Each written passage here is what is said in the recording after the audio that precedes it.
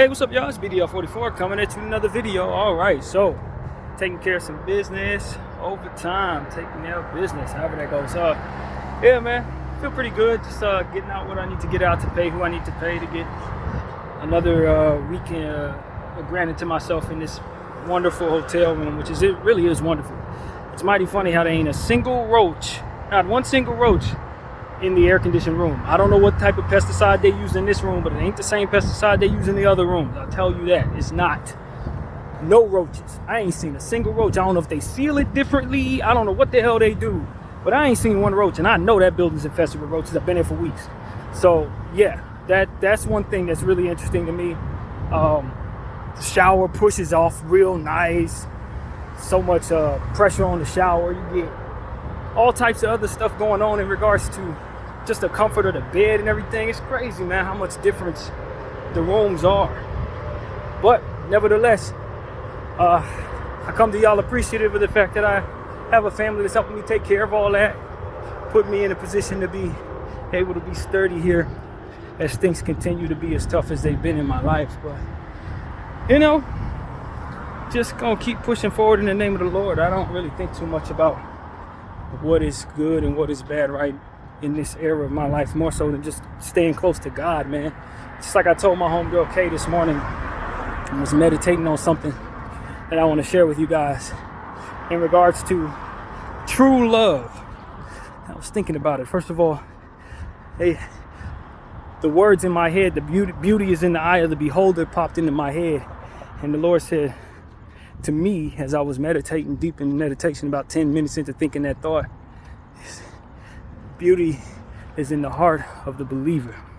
That's the word. And so just wanted to share that with you. That was something I thought was really interesting to me. Also, it really just came down to, asking the Lord, like, I might have my heart pointed to somebody that may never look at me the same way that I look at her, and all these various different things that just have been at a distance between myself and the person I care about. And the one thing that came to me was, that's where your problem is. You pointed at a vessel from which I've given love to give to you. You don't point yourself at the vessel. You point yourself at the source. When you're looking for true love, that true love comes from true love. Love, God is love. So if you point it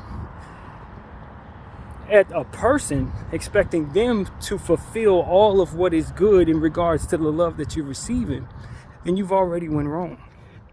Now, granted, some people stumble into true love. Don't get it twisted. People have found true love without having relationships with God or whatever. But I'm talking about something that is meant for me. What he told me was, you got to stop looking at it that's the way that you're looking at it. Because it teeters on whether or not a person behaves a certain way, or is pointed at you in a certain way, or gives you a certain thing.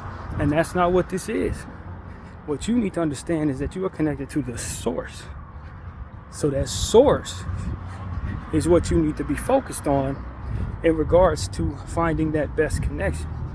You ain't gonna find that connection if you're looking for a human being. Like a lot of people say, let me find a person that fits me. Let me find a criteria if they match this criteria, this criteria, this criteria. That's based on your understanding of what it is the world you are living in is. It could change. That can be contingent upon whether or not you remain the same.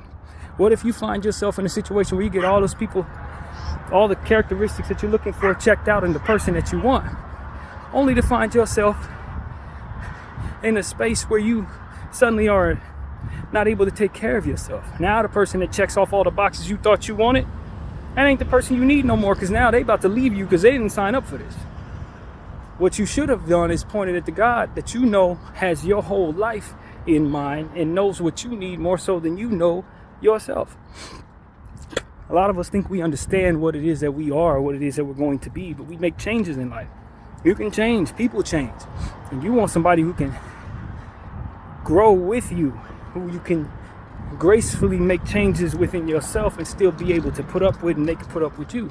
So if you're in a situation where you're pointing at them, saying they meet this criteria, this criteria, this criteria, this criteria, and then you make changes that you didn't foresee based on trauma you may go through, or bereavement you may go through, or financial changes you may go through, or mistakes you may make for which you will need forgiveness, you pointed at the wrong person. Now your true love ain't all that true. And that's what ends up happening to a lot of marriages in this world. It pointed at the things that the world tells them to be pointed at. Do they have this criteria, that? That's based on my understanding as if I know what's going to be next. As if I have some understanding of what it is I actually need. I'm not no psychic. I don't know what I actually need. I may think I know based on who I am today, but I'm going to change. You know what I mean? I'm going to change, or I'm not. But the point is that is up for debate. Who knows? And so as you sit up here trying to figure out what works for you and who works for you and who, what you really want is the source to connect you with what it is that is meant for you based on not only what you think you know, but what it is that's actually true, for which hasn't maybe even been revealed to you. So as you look at yourself and say, okay, I'm this way. I like to smoke weed, so I need somebody who can smoke weed with me. Well, guess what? I ain't been smoking weed in like 3 months. Now suddenly, that ain't much of a criteria need no more. Now, because I picked somebody who smoked as heavy as I used to smoke, now I'm in a space where the woman that I would be with probably doesn't appreciate me not wanting to smoke right now. You know what I'm saying? Because she always smoking. Maybe I wouldn't be able to take time off of weed because she would constantly have it in my face. You see what I'm saying? So it's like, you don't know who you're going to be tomorrow, what you're going to need tomorrow, but the source does.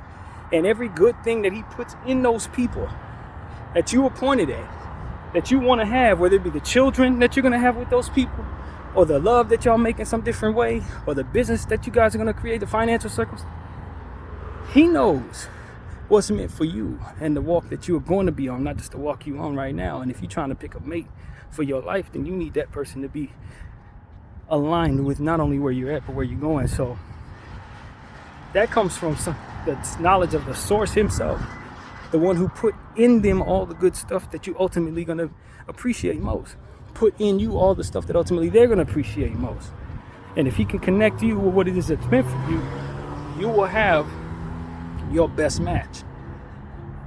Not with the criteria that the world tell you is right, based on what they own, gotta have some money, gotta have a car, gotta have all this and that. That stuff can come and go.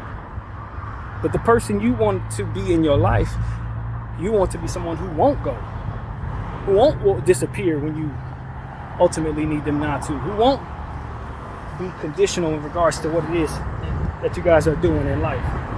Is she gonna be with you, or he gonna be with you regardless of whether things are wrong or right? Somebody who's gonna live long enough for you to be able to appreciate them without them jetting out to the Lord before. We picked the wrong people and ended up in the wrong circumstances, man, whatever that may be. So that's what the Lord told me last night, is, man, you don't even want to point yourself at a soul, because a soul can still is still something that can disappear on you. It may pass away or something like that. You want to point your love, the love that you have, that you want to share with somebody, at the source directly, so we can align with you the attributes, the energy, the future that you're supposed to have with that person, the overall conditioning of growth that you're supposed to have with that person, all of the children that you're supposed to have and how their lives are supposed to go. All of that comes from an understanding that only that source has. So if you're sitting in a space where you don't have that, and you think these criteria that you think is best for you is what's going to match you with that, then a lot of times, especially in this era, you're going to be in a marriage that's only going to last but so long, with a person that's only meant for you but so much. So that's what God told me in meditation last night. It's like, look, if you're looking for a real match in life, you don't point yourself at a person in hopes of them turning into that. You don't point yourself at a soul that you think is your soul mate. No, you point yourself at the Lord, who has all the good stuff that's going to be in that soulmate, in that person, built up in his essence to begin with. It's just like my mother used to tell me in regards to dealing with situations where you got to, deal with something that didn't work out for you in terms of service. You don't talk to a worker, you go directly to the manager. It's the exact same idea. Go directly to the manager. You don't want to go, Lord, I don't know if this person loves me or not. I don't know if this is the right person I'm pointed at. I think I need this, but I'm not really sure. That's who you need to talk to.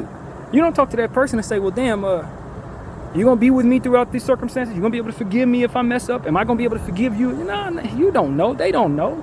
They think they know. You think you know, but you don't have that information. It ain't written. It ain't given to you yet. You got to live your life out before that actually comes your way. So for me, it was like, that's why I felt like the enemy was able to use my love against me in a lot of situations, or have me believing so deeply in a person that was never meant for me in multiple times in my life.